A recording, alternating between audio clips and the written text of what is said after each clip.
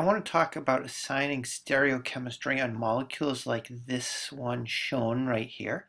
And if we look, we can see that this molecule that I've drawn has two stereocenters, which I've gone and marked with these asterisks right here and right here. And I want to focus on this stereocenter first. And first thing we always do whenever we're assigning stereochemistry is we determine and assign the priorities for the groups on our stereocenter. And one thing I always find helpful to do when I'm assigning these priorities and assigning stereochemistry is to show any groups that are not explicitly displayed. So in this case, we're missing the hydrogen on that stereocenter. And we know that the hydrogen must be coming out towards us. So now assigning priorities to all the groups, we can see that in going from 1 to 2 to 3, we're going in the counterclockwise direction. And since this goes in the counterclockwise direction, we might be tempted to say that the stereochemistry at this stereocenter is S, but we need to remember that our lowest priority group, our number 4 group, is not going away from us, which means that going from 1 to 2 to 3 counterclockwise, calling it S, would be wrong. Since the lowest priority group is not facing away, facing forward, towards us, the stereochemistry is R, not S. We can actually visualize that if we want to in 3 dimensions by making a model of this molecule. And what I'm going to do is, instead of drawing the whole structure out and confusing ourselves, I'm just going to focus on this stereocenter, and I'm going to have one group that's the biggest, one group that's the second biggest, one that's the third biggest, and one that's the fourth biggest, not worrying about what the identities of each of those groups are. And if I do that, it looks something like this. In this model, this biggest group right here is representative of my chlorine. This second biggest group right here is representative of this second priority group coming off of my chiral center. And the third priority group, the third biggest ball right here, is representative of my third priority group, and this white ball right here, my fourth priority hydrogen. And again, I don't care exactly about what the identities of these are. I'm just doing this so I can visualize this stereocenter in 3 dimensions. And let me rotate this a little bit so that it resembles what we have there a little bit better. And what you can see is the H coming up towards us, chlorine going back, my second priority side chain coming off in this direction, and my third priority chain going in that direction. And again, going from 1 to 2 to 3, but our lowest priority group is going towards us. So let me rotate that so that I have it going away from me now, like I want it to be. So now my lowest priority group is going away from me, and you can see 1 to 2 to 3. I'm going in the clockwise direction with my lowest priority group away from me, which is R, which is what we said the stereochemistry of this center was.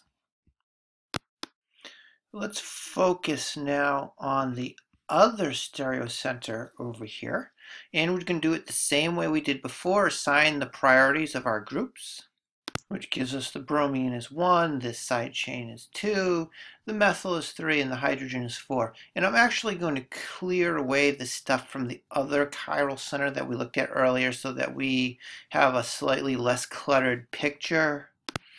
This time, again, going from 1 to 2 to 3, we're going in a counterclockwise direction.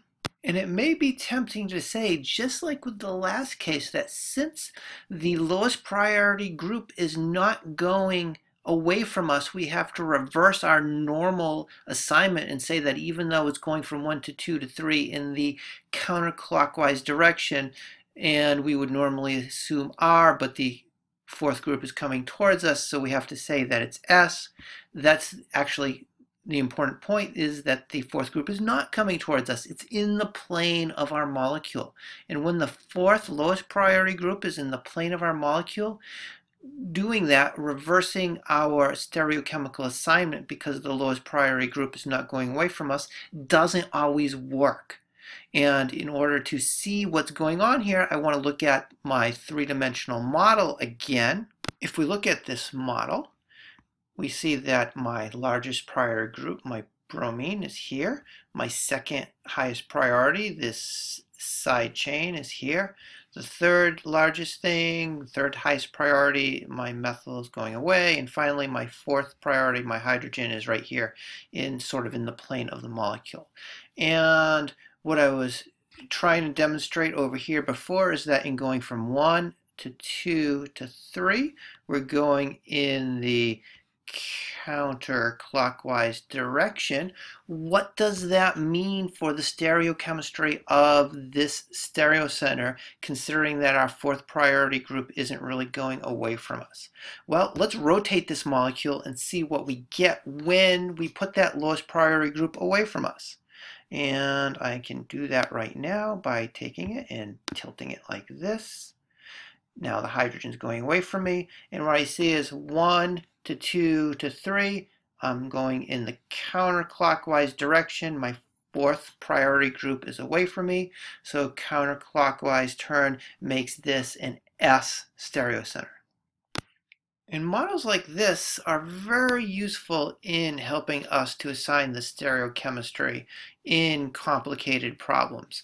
And let's look at, we can use this in an even more challenging problem than the ones we've looked at so far. For instance, we could use a model like this to assign stereochemistry on this molecule. And if we look carefully at this molecule, we'll see that there's only one stereocenter. It's right here. Having found our only stereocenter, we can then go and assign priorities to the groups coming off of that stereocenter. When assigning the priorities, we get something that looks like this with a 1 here and a for the chlorine. And actually, I've done this backwards. If you look carefully, you can see that I've confused my 2 and my 3. So this group with the double bond in the chlorine is number 2, and this over here is number 3. If you have any questions about assigning priorities, you should make sure you watch the video on assigning group priorities.